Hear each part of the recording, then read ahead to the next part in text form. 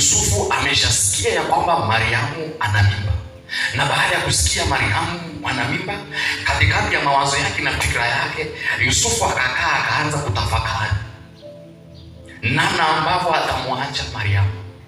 Lakini asijui ya kwamba anachofikiria kwenye kichwa chake, nilikwambia mbinguni ni zabufa. Mbingu inasikia anachofikiri. Mbingu inaona anachowaza, ya kwamba anataka kumwacha Mariamu. Okay. Usihofu kumchukua Mariamu mkeo, maana mimba yake ni kwa uweza wa Roho Mtakatifu. Anayesema maneno hayo ni nani? Ni malaika. Okay. Wakati huu Mariamu na Yusufu wameoana. Hawajaoana, sivyo? Mariamu anamwona Yusufu kama mchumba na Yusufu anamwona Mariamu kama mchumba. Kwa hiyo Yusufu anapojaribu kumwacha Mariamu, hamwachi kama mke, anamwacha kama mchumba. Lakini mbingu inatambua nini kuhusu Mariamu na Yusufu? Hao wanaona ni mchumba, lakini malaika anakuja anasema usimwache mkeo.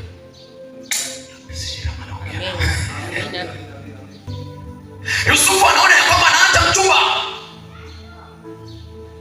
lakini mbingu haioni namna hiyo, kwa sababu hiyo scripture ya maisha mbinguni imeshaandikwa ya kwamba huyu sio mchumba, huyu ni mume, huyu sio mchumba, huyu ni mke. Maana yake ni majira na msimu ambao ulifunuliwa, na tayari kwenye fikra za Yusufu tayari kuna kitu kimeingia, kuna wazo limeingia.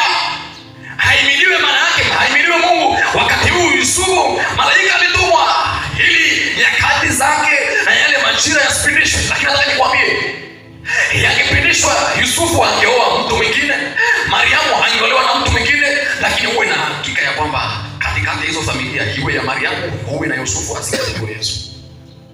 Yusufu anamwona Mariamu kama mchumba, malaika anamwona Yusufu na Mariamu kama mtu na mkewe.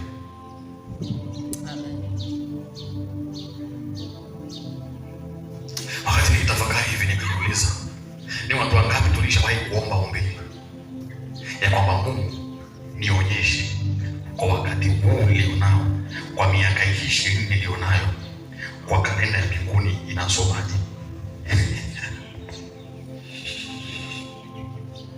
Kwa miaka 30 nilionayo,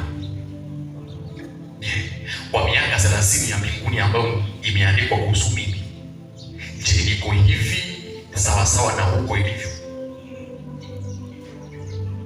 Yakifunuliwa, maana yake yana mpango na mrengo